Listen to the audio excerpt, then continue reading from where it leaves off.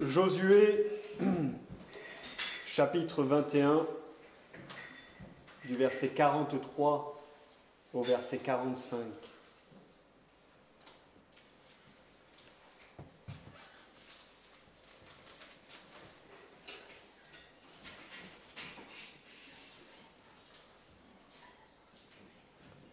Josué 21, verset 43-45.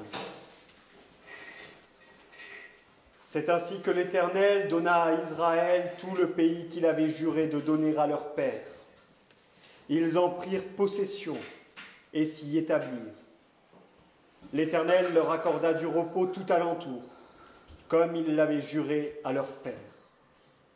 Aucun de leurs ennemis ne put leur résister, et l'Éternel les livra tous entre leurs mains.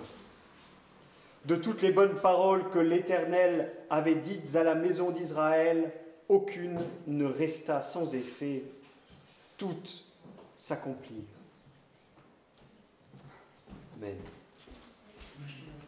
Alors, dans notre survol de la Bible, nous étions, jusqu'à la semaine dernière, dans le livre de l'Exode, le deuxième livre de la Bible, et donc nous faisons un grand bond, un grand saut en avant, puisque nous nous retrouvons cet après-midi dans le 6e livre de la Bible, le livre de Josué.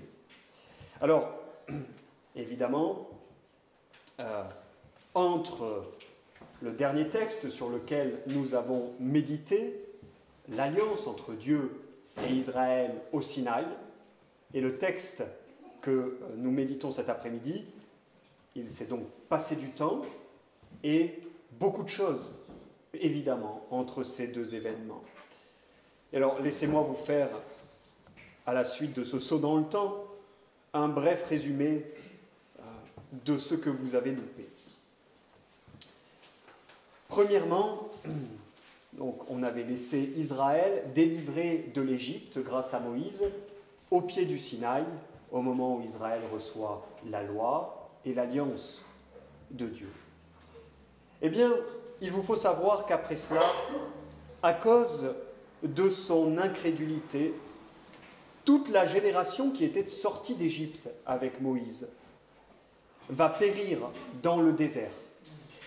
C'est-à-dire, l'idée, c'était qu'une fois sortis d'Égypte, ils puissent prendre possession de la terre promise. Néanmoins, le peuple va se montrer rebelle à Dieu, il va faire preuve d'incrédulité, de manque de foi, et donc, ils vont être frappés du jugement, ils vont mourir dans le désert. Israël va donc errer 40 années dans le désert. Et toute la première génération va mourir, à l'exception de 2 hommes, Josué et Caleb. Josué et Caleb vont entrer en terre promise, et ils vont être les 2 seuls hommes de la première génération à entrer en terre promise. Même Moïse n'y entrera pas. Même Moïse, le grand rédempteur, le grand libérateur du peuple, le chef du peuple, ne pourra pas entrer en terre promise. Il va voir la terre promise de loin, comme pour la saluer, mais il n'y entrera pas.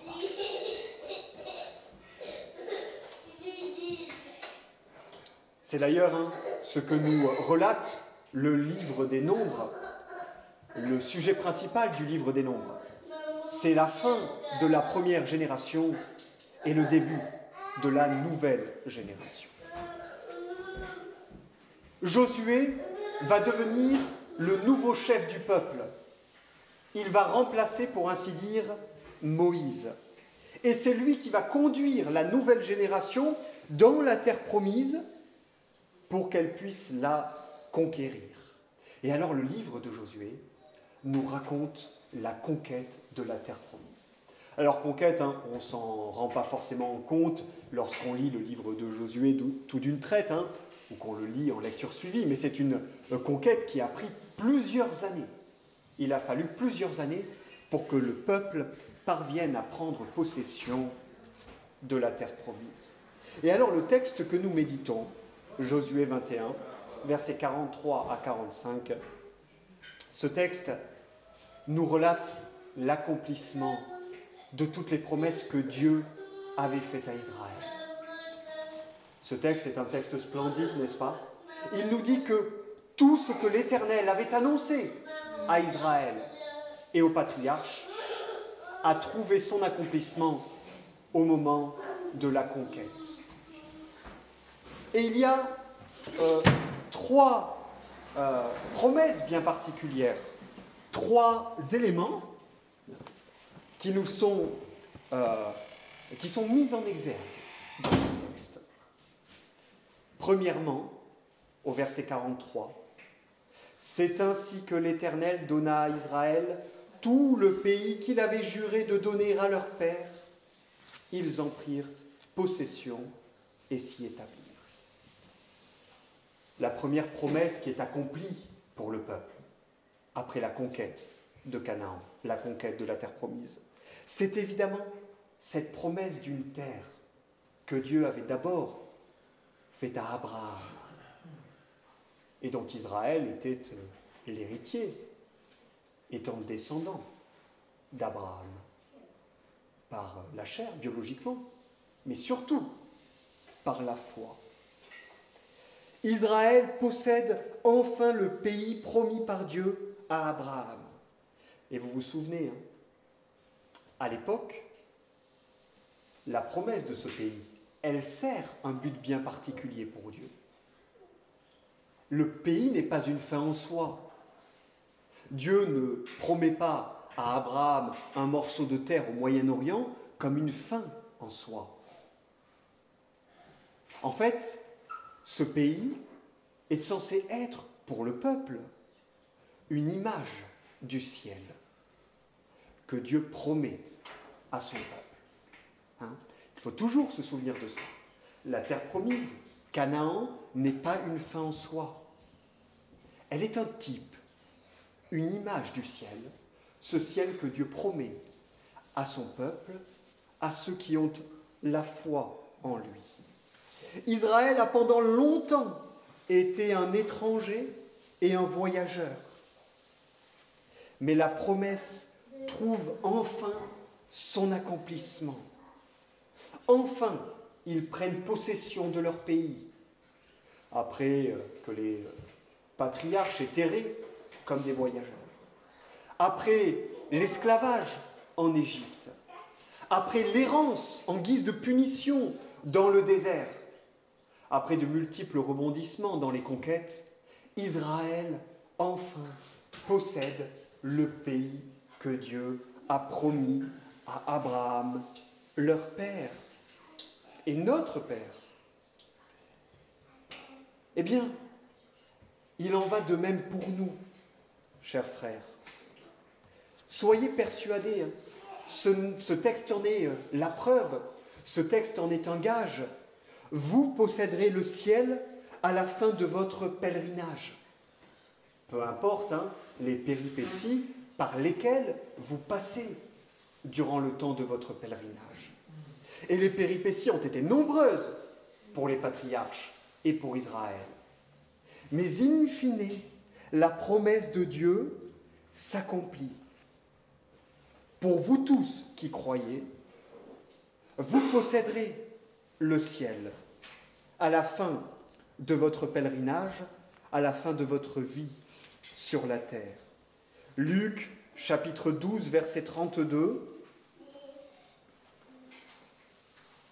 où le Seigneur Jésus, s'adressant aux siens, dit ceci: « Ne crains pas, petit troupeau, car votre Père a bien voulu vous donner le royaume. »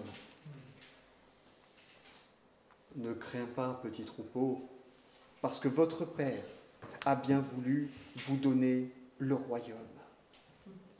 Alors, vous posséderez le ciel, aussi sûr qu'Israël, in fine, s'est trouvé en possession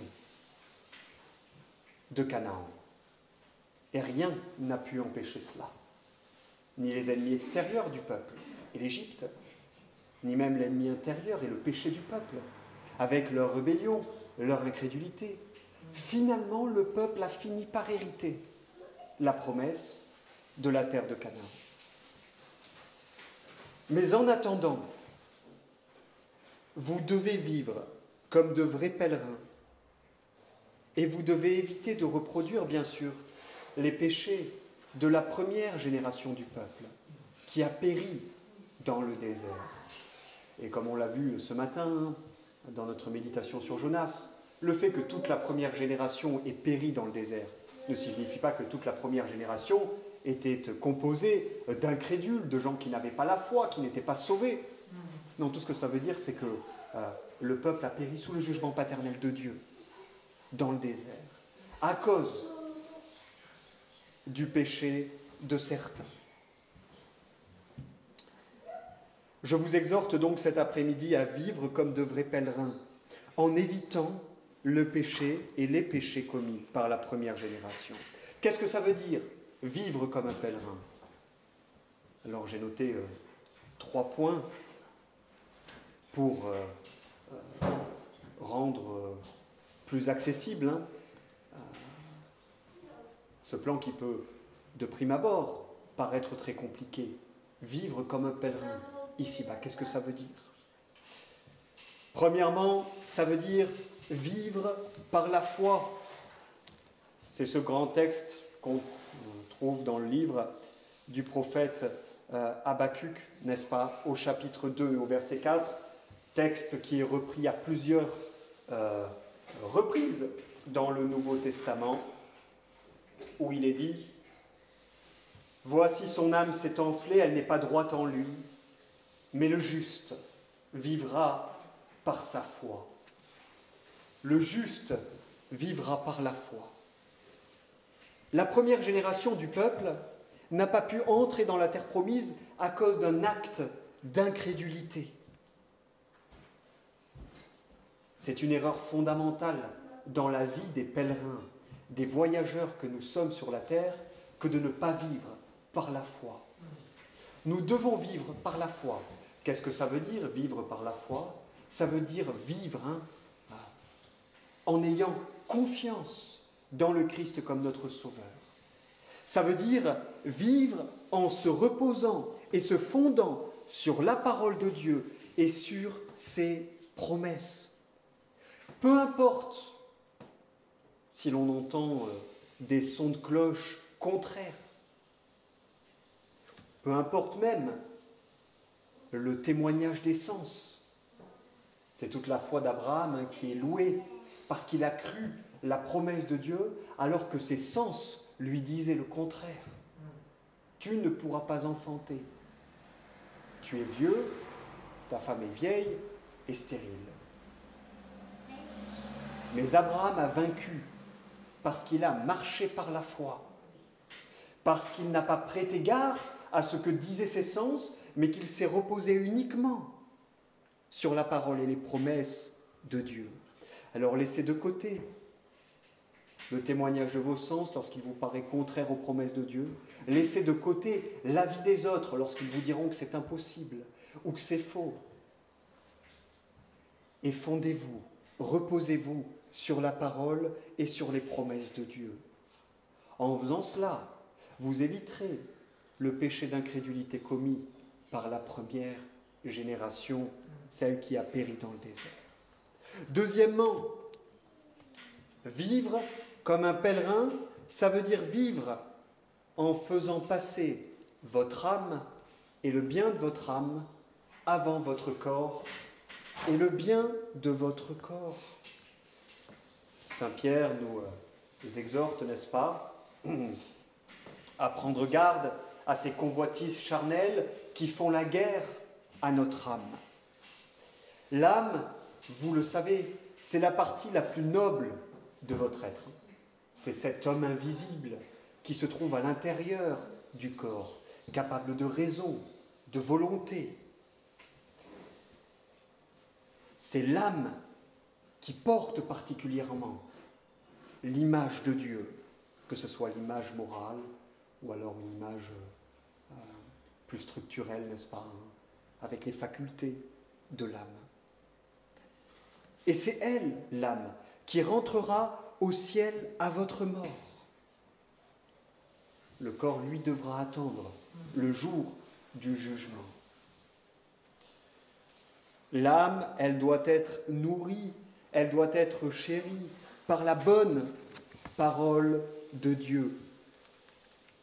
La parole de Dieu est la nourriture de votre âme. C'est pourquoi, déposant toute saleté et tout excès de méchanceté, recevez avec douceur la parole implantée en vous et qui peut sauver vos âmes, dit Jacques. Lorsque nous prions le Notre Père, donne-nous aujourd'hui notre pain de ce jour. Nous ne prions pas seulement pour recevoir le pain de notre corps, la nourriture. Nous ne prions pas avant tout pour recevoir le pain dont a besoin notre corps. Nous prions pour recevoir le pain dont a besoin notre âme, le Christ par sa parole, le Christ qui est le pain venant du ciel et qui nous est communiqué par sa parole. Vous devez, en premier lieu, on en a parlé l'autre jour, c'est la piété biblique, chercher le bien-être de votre âme, avant même le bien-être de votre corps. Et nous avons dans la piété chrétienne quelque chose qui nous le rappelle, un exercice qui nous le rappelle sans cesse, un exercice parfois négligé, trop souvent négligé, qu'on appelle le jeûne. Le jeûne, précisément, la vérité fondamentale, le principe fondamental que vous trouvez à l'intérieur du jeûne, c'est d'aller chercher en premier lieu, avant tout, ce qui est bon pour l'âme, en laissant de côté ce qui est bon pour le corps. Pour le corps. Et ça encore, c'est un péché que le peuple a commis dans le désert, en regrettant les grands biens qu'il avait en Égypte, la nourriture en abondance, etc. Et qui prend peur, tout à coup, le peuple, de mourir dans le désert. Rendez compte ? Ils se disent, on était mieux en Égypte avec tous les biens matériels que nous possédions que dans le désert, avec le Dieu sauveur de nos âmes. Et alors, à une époque particulièrement superficielle, comme la nôtre, à une époque de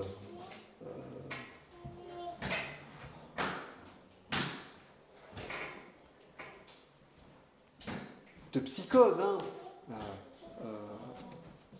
physique et esthétique, il est bon de se le rappeler et de s'en souvenir. Il ne vous aura pas échappé à quel point aujourd'hui, un petit peu partout, on fait de la promotion pour les salles de sport, particulièrement pour la musculation, pour ces sports qui ont pour but de donner une forme bien particulière au corps, une forme qui est aujourd'hui considérée comme étant particulièrement esthétique par les codes esthétiques de notre temps et de notre époque. Eh bien, c'est quelque chose qu'il nous faut fuir. On peut difficilement faire plus contraire aux exigences et aux directives de la Sainte Écriture. On voit aussi particulièrement cela chez les jeunes, particulièrement les jeunes croyants, qui recherchent soit un époux, soit une épouse, et on voit que le critère physique est souvent le critère fondamental sur lequel ils vont baser leur choix. Là encore, vous pouvez lire le livre des Proverbes, qui est une piqûre de rappel contre ce genre d'approche du mariage, contre ce genre d'approche de la vie maritale. Nous vivons à une époque où il y a une fascination extrême et malsaine pour tout ce qui est physique, esthétiquement physique. Et ça, c'est à fuir. C'est à fuir. Cherchez plutôt le bien de votre âme. C'est ce que dit Pierre, n'est-ce pas, en parlant des dames dans l'Église. Qu'elles viennent, non pas parées de tresses et d'objets précieux, mais plutôt dans l'incorruptibilité d'un esprit doux. Et qu'elles se parent de bonnes œuvres. À bien des égards, on pourrait dire la même chose des hommes à notre époque, puisqu'ils sont devenus tout autant obsédés par le physique et l'esthétique que les femmes, ce qui est historiquement dans l'histoire plutôt un péché qui a trait à la féminité, n'est-ce pas? L'esthétique, la parure extérieure, etc. Bon, aujourd'hui, nous vivons à une époque où les hommes sont aussi grandement et massivement frappés par cette superficialité et ce péché. Cela est à bannir. Cherchez avant tout le bien de votre âme. Cherchez à vous parer de bonnes œuvres. Et troisièmement, vivre comme un pèlerin ici-bas, c'est non seulement faire passer le bien de son âme avant le bien de son corps, mais c'est aussi chercher le céleste avant le terrestre. Occupez-vous de votre salut et de la santé de votre âme en priorité. Occupez-vous de votre salut et de la santé, de votre âme en priorité. Toutes les grandes époques de la foi chrétienne sont marquées par cela, par la recherche du salut, des choses qui touchent à la grâce, à la religion, à la vie éternelle, en laissant de côté les biens de ce monde. En laissant de côté les biens de ce monde. C'est dans les cieux, on en a parlé l'autre jour, que se trouve votre patrie. Occupez-vous des cieux, pensez-y, préparez-vous aux cieux. Dans les modèles de la foi qui nous sont présentés en Hébreux 11, c'est particulièrement en cela que la foi d'Abraham et de Moïse est louée. Abraham, parce que, étant comme un voyageur sur la terre, il s'est occupé de rechercher la patrie céleste. Et Moïse, parce que nous dit l'apôtre, plutôt que de jouir de toute la gloire qu'il pouvait avoir en Égypte, il a préféré l'opprobre du Christ avec le peuple. Il a préféré la cité céleste, la gloire du Christ, plutôt que la gloire du peuple. Alors, se comporter comme un voyageur, un pèlerin ici-bas, c'est vivre par la foi, c'est faire passer son âme avant son corps et c'est faire passer le céleste avant le terrestre. Et il y a toujours un moyen très utile de voir à quel point on fait passer le céleste avant le terrestre, qui peut paraître rien comme ça, et que bien souvent on fait passer sous le manteau. Je vous l'ai déjà dit, ça ne devrait pas vous surprendre, mais il y a l'usage que vous faites dans vos vies de votre argent. Alors il est très facile, toujours de dire, oui, moi, je suis très occupé par les choses de la foi, je suis très occupé par l'intérêt du royaume du Christ sur la terre, je suis très occupé par la gloire de Dieu ici-bas. Et puis, au moment où il faut donner à l'Église, pour la gloire de Dieu, pour faire avancer le royaume du Christ, alors on donne vraiment le strict minimum, quand on est persuadé qu'il faut donner. Quand on a accepté que oui, la Bible enseigne qu'il faut donner, alors on donne. Mais on cherche toujours à donner, bien sûr, au rabais. Parce que si je donne trop, ça va manger sur mes loisirs. Ça va manger sur mes activités, X ou Y. Vous avez là un très bon moyen de mesurer à quel point vous faites passer le céleste avant le terrestre. L'argent est bien souvent la racine de tous les maux, nous dit l'apôtre, bien souvent le nerf de la guerre. Et laissez-moi vous dire que, sauf situation très exceptionnelle, ce qui peut arriver, si vous prétendez dans votre vie être dévoué au royaume du Christ, et que lorsque le royaume du Christ entre en collision avec votre compte bancaire, lorsque ça vous pose un problème, alors, vous vous leurrez véritablement si vous croyez être des gens pieux qui cherchent à tout prix la gloire du ciel. Vous avez un moyen très simple de le mesurer. Il y en a d'autres, des moyens, bien sûr. Hein. L'assistance et l'assiduité au culte public, au culte familial, dans le secret. Tout ça sont des moyens de mesurer sa piété. Mais il y en a un qui ne trompe pas. Parce que, comme le dit la Bible, l'argent est une racine de tous les maux. C'est lorsqu'il faut sacrifier une partie de votre compte en banque, hein, pour la gloire de Dieu, pour le royaume du Christ. Est-ce que ça vous dérange de donner? Est-ce que c'est difficile? Est-ce que vous le faites à contre-cœur? Est-ce que vraiment vous donnez généreusement, comme le Nouveau Testament nous y exhorte, ou alors est-ce que vous allez donner au rabais? Hein, je donne vraiment le strict minimum, parce qu'il faut donner, et le reste je garde pour moi, parce que je ne veux pas faire de sacrifice, je ne veux pas me priver. Vous êtes les seuls à pouvoir répondre à ces questions. Mais j'aimerais que ce soit quelque chose de clair pour vous. Vous ne pouvez pas, et on ne peut pas, hein, chacun d'entre nous, nous dire « je vais donner à l'Église ». Un peu. Juste le minimum, hein, juste parce qu'il faut. Sans donner avec sacrifice. Et penser que nous sommes des gens très célestes, très pieux, qui cherchent la gloire des cieux et les cieux avant tout.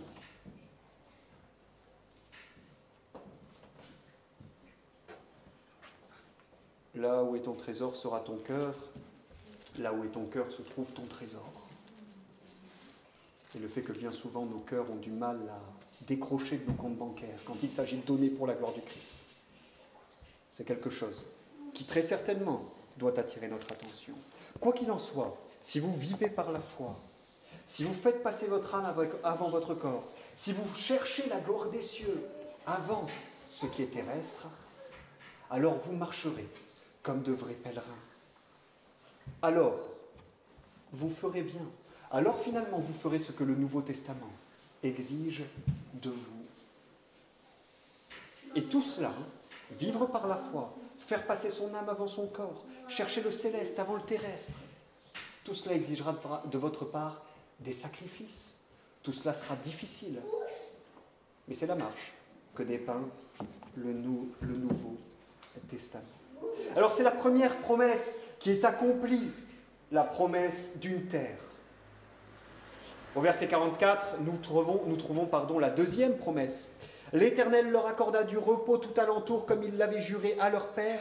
Aucun de leurs ennemis ne put leur résister et l'Éternel les livra tous entre leurs mains. Israël est délivré de ses ennemis, comme Dieu l'avait promis. Alors bien sûr, pour ceux qui sont familiers avec le livre de Josué, vous savez qu'il reste encore des étrangers dans le pays, que la conquête n'est pas à ce titre-là absolument aboutie et totale. Mais quoi qu'il en soit, ces étrangers qui restent, ils ne peuvent plus nuire au peuple. Hein. Ils ont été vaincus. Et normalement, si le peuple avait marché comme Dieu l'ordonne, ils auraient dû progressivement être éliminés jusqu'à ce qu'il n'y en ait plus. Et cela se produit, n'est-ce pas, après de rudes batailles et de rudes combats. Il y a dans la Sainte Écriture un double repos qui est promis aux croyants. Un double repos. Premièrement, vous avez le repos céleste, le repos des cieux. Ça, c'est le repos parfait dont jouissent tous les croyants une fois qu'ils sont morts et qu'ils entrent dans les cieux. Ils jouissent d'un repos absolument parfait. Bon. Ça, c'est un repos futur pour vous. Mais il y a un repos présent, un repos spirituel que le Seigneur accorde à son peuple. Par exemple, Luc, chapitre 1, versets 74 et 75. Donc il parle du serment juré à Abraham notre Père, de nous accorder qu'après avoir été délivrés de la main de nos ennemis, nous lui rendrions notre culte sans crainte dans la sainteté et la justice devant lui tous les jours de notre vie. Vous voyez, être délivré, être mis en repos pour rendre à Dieu le culte qu'il désire en étant libre de la main des ennemis. Un repos spirituel. Venez à moi, vous tous qui êtes fatigués et chargés, dit le Christ, Matthieu 11, 28, et je vous donnerai du repos. Ce repos consiste, bien sûr, ce repos spirituel par lequel nous sommes délivrés des ennemis pour servir Dieu. Il consiste dans le salut que nous avons dans le Christ, dans la vie éternelle qui est en lui. C'est un repos à la fois de nos propres œuvres, nous dit le Nouveau Testament, nous n'avons plus à compter sur nos œuvres pour être sauvés. C'est aussi un repos de cette guerre, de cette inimitié avec Dieu, puisque maintenant il y a paix, il y a réconciliation. Et c'est un repos aussi de l'esclavage du péché. C'est un repos de l'esclavage du péché. Ces deux repos, en un sens, chers frères, ils se combinent une fois par semaine pour vous, lors du jour du sabbat. Le sabbat est un avant-goût du repos céleste, puisque le sabbat c'est un jour qui est consacré, comme le sera les cieux pour nous, à la communion avec Dieu et à l'adoration. C'est un avant-goût des cieux, le sabbat. Un jour, le dimanche, consacré à l'adoration et à la communion avec Dieu. Et le sabbat, c'est aussi une amplification, pour ainsi dire, du repos spirituel que nous éprouvons, dont nous faisons l'expérience dans le présent. C'est une journée passée à nous remémorer le salut accompli par le Christ en notre faveur. Et votre diligence dans l'observation du sabbat fera croître en vous ce repos, le fera grandir.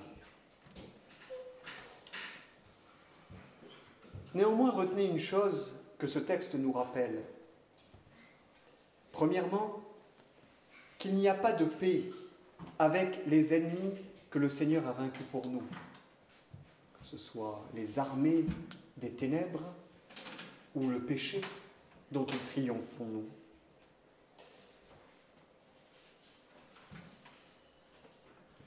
Et j'aimerais vous rappeler cet après-midi que cela a coûté très cher à Israël.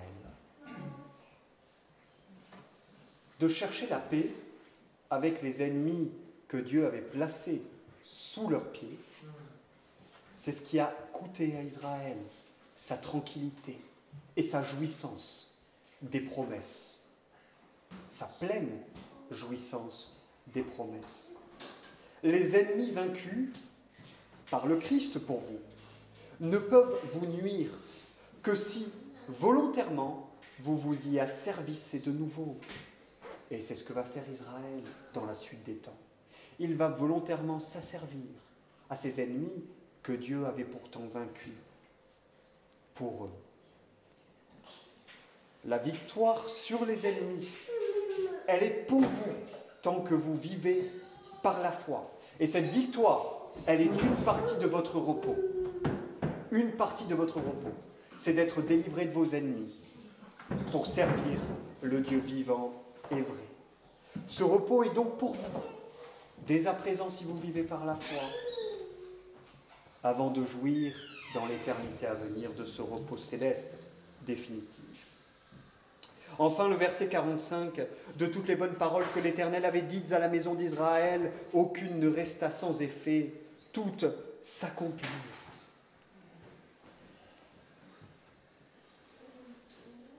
Faire l'expérience des promesses de Dieu, c'est éprouver dans son âme. Un, que Dieu est vérité. Que Dieu est vérité. Et deux, que Dieu est fidélité. Les promesses de Dieu nous rappellent que tout ce que dit Dieu est vrai, parce qu'il est la vérité lui-même. Et qu'il est fidèle. Toutes les promesses qu'il a faites, elles trouveront leur accomplissement. Toutes les promesses, attention, ou les menaces. Les deux vont ensemble. Dieu n'est pas fidèle que pour accomplir ses promesses. Dieu est aussi fidèle. Par sa fidélité, il veille sur ses menaces. Et nous discernons ici-bas deux types de promesses, là encore. Celles qui ne s'accomplissent qu'à notre mort et qu'au jour du jugement dernier. Ces promesses-là, bien sûr, elles ne peuvent pas s'accomplir de notre vivant, évidemment. Et ensuite, les promesses de la vie présente. Vous vous rappelez, c'est ce que dit Paul. la piété, elle a les promesses à la fois de la vie à venir et de la vie présente. Il y a des promesses pour cette vie. Et voici quel est le témoignage unanime des saints que nous rapporte ce texte. C'est que Dieu est vérité et qu'il est fidélité, et que si nous croyons, nous verrons ces promesses s'accomplir. Il n'y a là-dessus aucun doute. Si nous ne voyons pas les promesses de Dieu s'accomplir, je parle des promesses qui sont pour cette vie, et qu'il nous est juste d'espérer. Dieu a des promesses particulières pour son peuple. Vous avez beau avoir toute la foi du monde, la foi jusqu'à transporter les montagnes, si vous espérez quelque chose que Dieu n'a pas promis, vous allez attendre longtemps. Ça ne vient pas d'un défaut de la foi. Ça vient du fait que vous pensez que Dieu vous a promis quelque chose alors qu'il ne vous l'a pas promis. Néanmoins, pour tout ce que Dieu vous a vraiment promis, si vous avez la foi, vous verrez l'accomplissement de ces promesses. Et si nous ne voyons pas l'accomplissement de certaines de ces promesses, la faute est en nous, la faute n'est pas dans les promesses de Dieu. Et encore une fois, le fait de ne pas voir la réalisation de certaines promesses n'implique pas que nous soyons des hypocrites, des incrédules, ou que nous ne soyons pas de véritables croyants. Mais cela signifie que, en ce qui concerne telle ou telle promesse, alors notre foi, il faut le reconnaître, est défaillante. Par exemple, un bon exemple serait pour le péché dans la vie. Vous avez la promesse dans la Sainte Écriture de pouvoir vaincre et surmonter n'importe quel péché. Si vous n'y parvenez pas, le problème ne se trouve pas dans les promesses. Il se trouve en vous et dans votre foi. Ça ne veut pas dire que vous n'avez pas une foi authentique. Ça ne veut pas dire que vous n'êtes pas un véritable croyant. Ça veut dire que votre foi, lorsqu'elle entre en relation avec cette promesse particulière et ce péché particulier dans votre vie, eh bien, elle n'est pas encore suffisamment forte pour en triompher. Ce à quoi il faut donc travailler, c'est à fortifier notre foi pour que nous puissions jouir pleinement de toutes les promesses de Dieu. N'est-ce pas?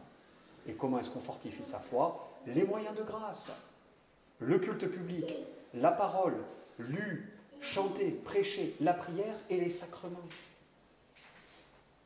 En Christ, nous dit le Nouveau Testament, toutes les promesses de Dieu, pas seulement la moitié, pas seulement les 3/4, toutes elles sont oui et amen. Vous avez un droit à toutes ces promesses. Celles qui sont que pour le futur, elles sont que pour le futur. Il n'empêche que vous y avez un droit, que vous y avez le droit et que vous les posséderez un jour. Et les promesses qui sont pour le présent, eh bien, elles sont simplement à disposition de votre foi. Si vous exercez votre foi envers ces promesses, alors elles se réaliseront, c'est certain.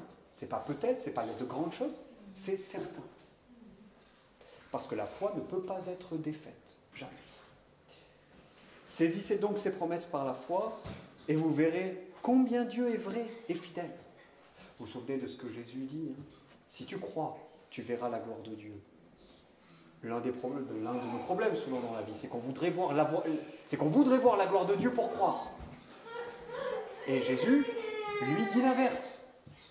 Si vous croyez, vous verrez la gloire de Dieu dans la réalisation de ses promesses. Croyez seulement et vous verrez la gloire de Dieu. Alors, prenez cette parole, chérissez-la dans votre cœur, parce qu'elle contient dans chacune de ces pages des promesses qui sont à votre destination et dont vous pouvez vous emparer par la foi. Que le Seigneur donc nous accorde de jouir de toutes ces bonnes promesses, pas seulement partiellement et temporairement comme ce fut le cas pour Israël, mais pleinement, plus pleinement en tout cas. Levons-nous pour prier.